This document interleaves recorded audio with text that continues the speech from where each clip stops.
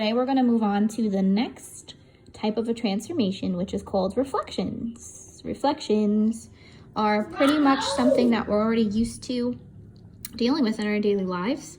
Just something as simple as looking in the mirror is an example of a reflection. Today we're going to talk about how to do that in the coordinate plane.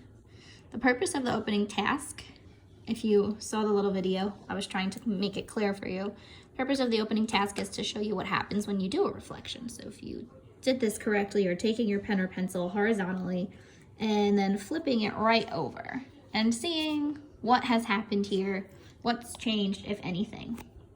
So we're going to discuss what happens when we do a reflection. For the Explore activity today, before we begin, we're going to discuss a little bit more about reflections. So a reflection is a transformation that flips a figure across a line. So yesterday we discussed translations, and the key word I wanted you to remember for translation was slide, right? So for reflection, your keyword is flip, okay? And there's going to be a keyword for the next one as well. Now, when you flip your figure, it's always going to be flipped across a line. There are types of reflections that you'll do in 10th grade geometry where you do it over points and things like that. So you don't have to worry about that right now. Right now we're just doing reflections over lines. So the line that you reflect over is called, as you would think, the line of reflection.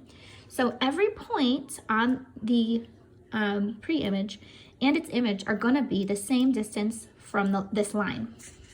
So if you think about it, when you look in the mirror,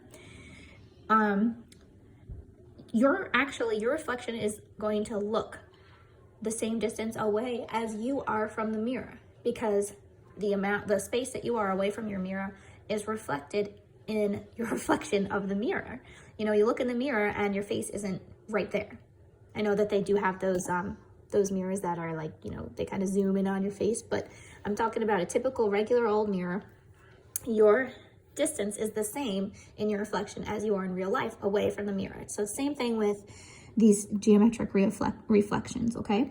So we're going to look at this triangle ABC here. This is the pre-image, and we're going to do this little exploration to show what happens when you reflect across the x-axis and the y-axis. So I'm going to have you guys do this on your own, and then you can pause it and you can take a look.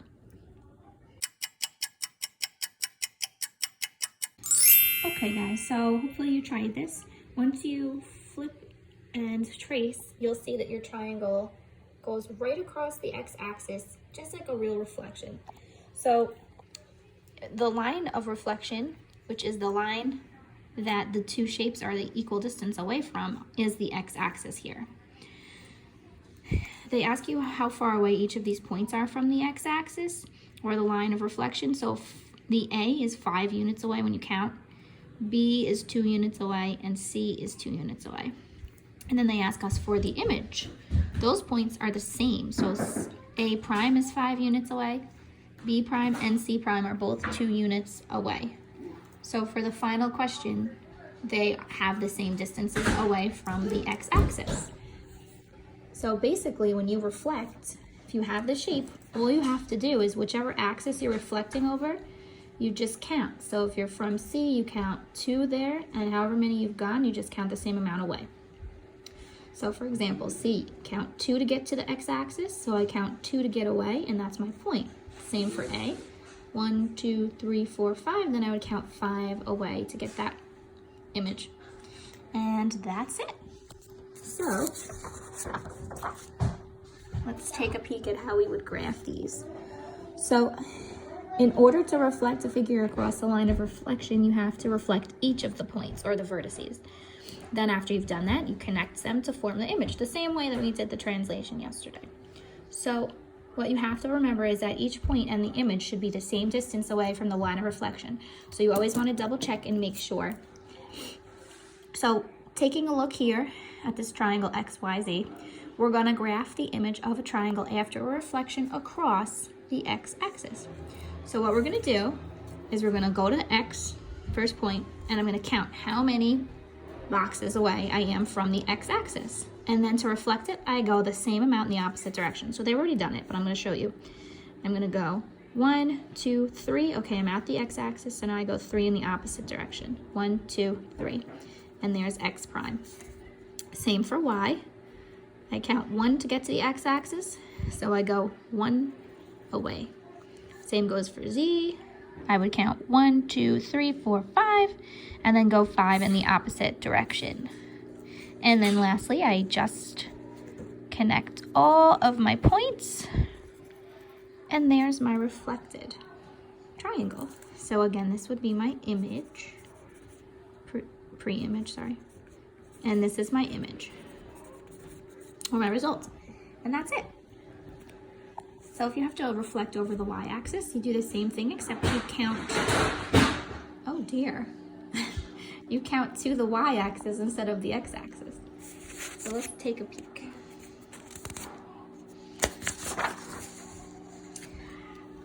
I did include this for you guys. You don't have to worry about it quite yet, but in case you'd like to, there are actually rules that you can use for the coordinates, and especially when you don't have a picture to look at.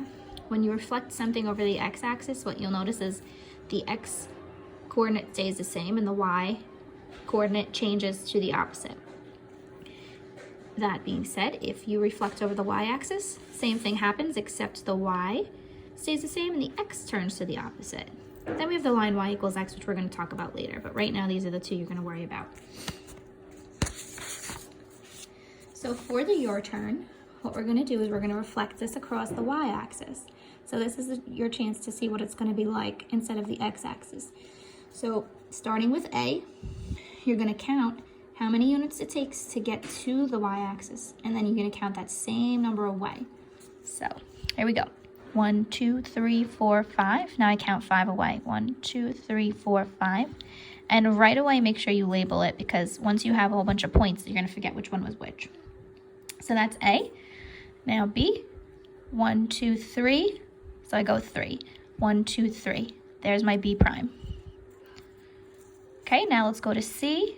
C is only 2 units away, so I reflect 2 units in the opposite direction. That's C prime.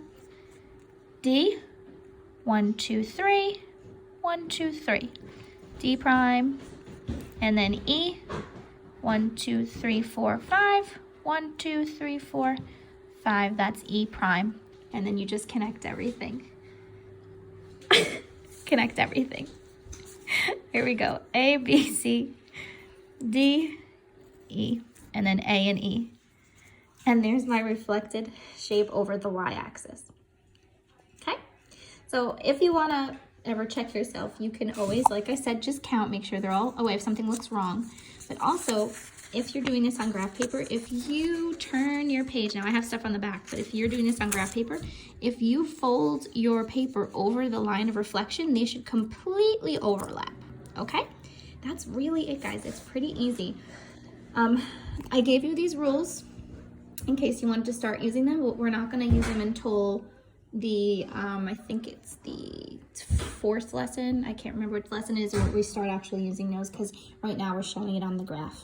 Okay, I did the same thing that I did in yesterday's lesson, where I included some questions from the guided and independent practice to give you guys a little bit more before you have to do it on your own. So this is 8A. It's probably from the independent practice, but it could be guided practice. I'm sorry that I don't remember. And 8B is also included. So first we're going to do graphing this quadrilateral, which is WXYZ, and they're giving us the points.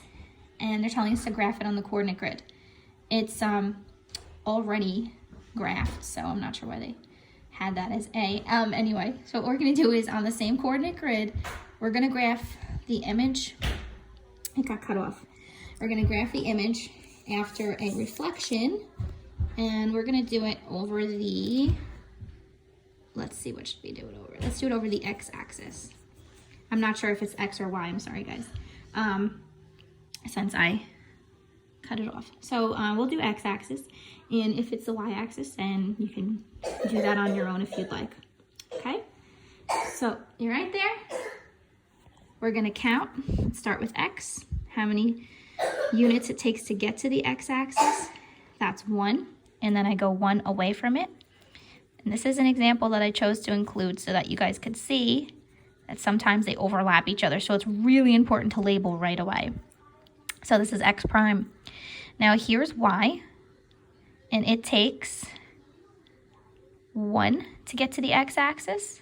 So we go 1 in the opposite direction. So that's y prime. Okay, now we're going to go to, let's just go to z because it's here. 1, 2, 3, 4, 5, 6. And we're going to go 6 in the opposite direction. 1, 2, 3, 4, 5, 6. This is z prime. And then finally we'll do w. That's only 2 away. And we go 2 in the opposite direction. Here's w prime. Okay, so it's really important to label them so that you can see which way you're going here. X and Y get connected. Y and Z. X and W. And Z and W. And there is my reflection over the x-axis. And again, if you were to fold this right over itself, they would completely overlap. Okay, if this was a reflection over the y-axis, we would have done the same thing, but we would have counted to the y-axis, so it would have been flipped this way. All right, so I would like for you guys to try this one and then compare it to my answers. For the first question, you're going to tell me which 2 triangles are reflections of each other across the x-axis. So there's 2 triangles here that are a reflection over the x-axis, so you tell me which ones those are. And then there's 2 that are a reflection over the y-axis. Finally, one of them is a translation of triangle C. So we want to know which one that is and then also tell us what the translation is, okay? So pause this, give it a shot, and then unpause. Okay, so for number 4, you should get that triangle A and triangle C are the reflections over the x-axis. You can kind of just see that one of those will flip over onto the other, but you can also count each point, 1, 2, 1, 2, 1, 2, 1, 2, and then this one is 1, 2, 3, 4, 5, 6, 1, 2, 3, 4, 5, 6, okay? For number 5, the 2 triangles that are reflected over the y-axis are C and D. Okay, so C flips over the y-axis right onto D. And again, you can check it by counting those units. And then finally, which triangle is a translation of triangle C? So that means the shape and the direction of the shape should all be the same. So the only other triangle that is exactly the same as C is B. So you can see that there is a translation from C to B. So what would that be? Once you count, you would see that you have to go up 8 units and then over 6 to the right. So the translation would be up 8 and right 6. Okay, and that's it. So give the homework, the worksheet a shot, guys. I think I assigned the whole thing, all of the questions. So remember, if you want to try to use these rules, you can go for it, but you don't have to do it quite yet. I just wanted to include it for you guys to take a look at it. Okay, that's it. Have fun.